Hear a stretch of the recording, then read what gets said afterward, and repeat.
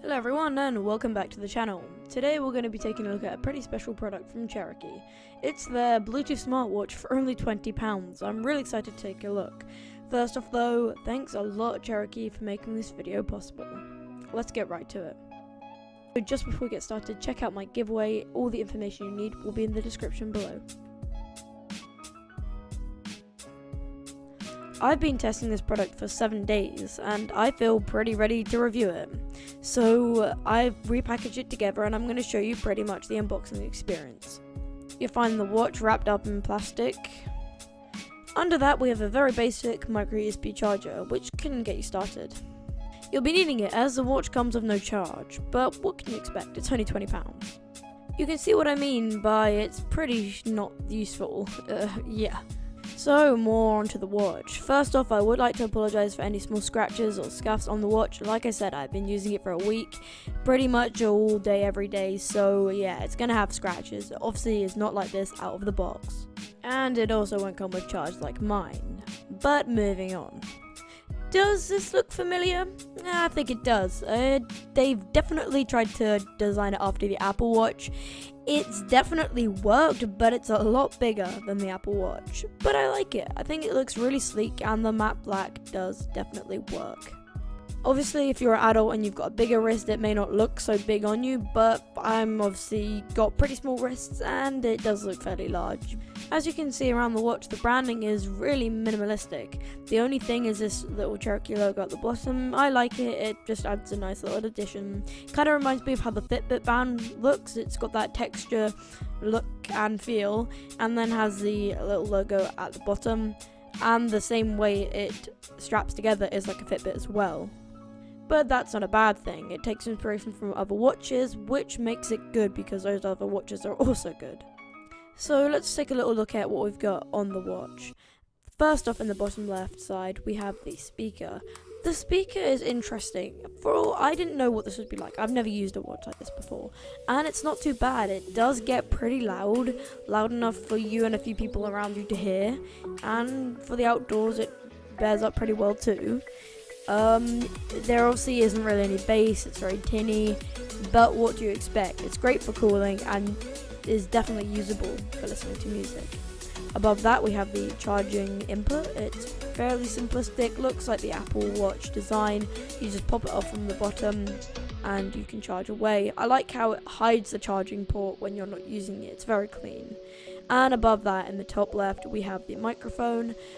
Picks up noise, works for calls. It's all you really need to use this for is calls, but you can voice record as well if that is something you want to do. It works. As the icing on the cake, we have the front camera. I believe it's about 1 megapixel, but don't quote me. I'll correct myself on the screen if I need to. It looks great. It's really sleek. A lot of the other ones at this price point are massively protruding. This isn't. It's just fantastic. It's looks okay. It's obviously 1 megapixel, it's not fantastic, but it has a big zoom. You can really zoom in a lot, and you can just take snaps of whatever you need to. Maybe you don't have time to get your phone out, just take a quick snap. It's definitely a nice feature to see on a watch at this price point. Next you have the media button. Now don't be fooled, it does have a scrolling function, but that function does absolutely nothing. You just use this button to push and it can wake the watch up from when it's asleep, power it on and off, and exit applications. That's pretty much it. It does its job and it looks like the Apple Watch. The first personalization feature to look at is the 3 included watch faces.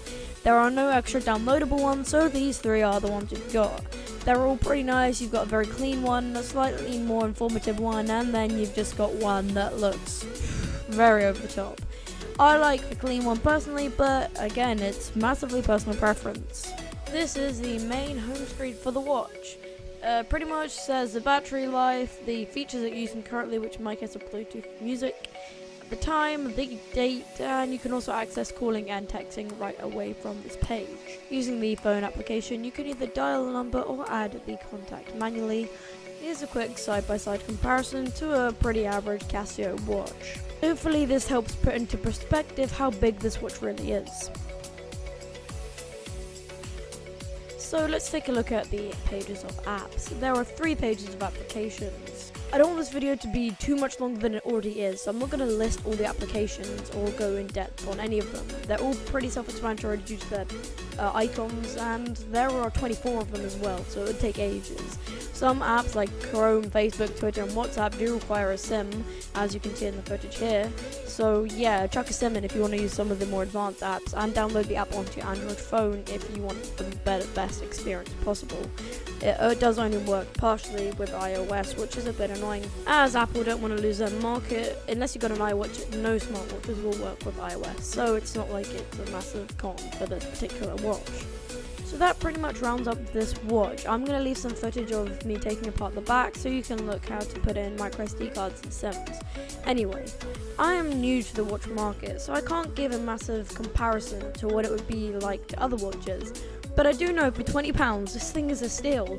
I mean, come on, it's comfortable, it connects to your phone via Bluetooth, it's got a long battery life, it looks really nice. I can't see much wrong with this, and for £20 you can't even go wrong with the warranty as well.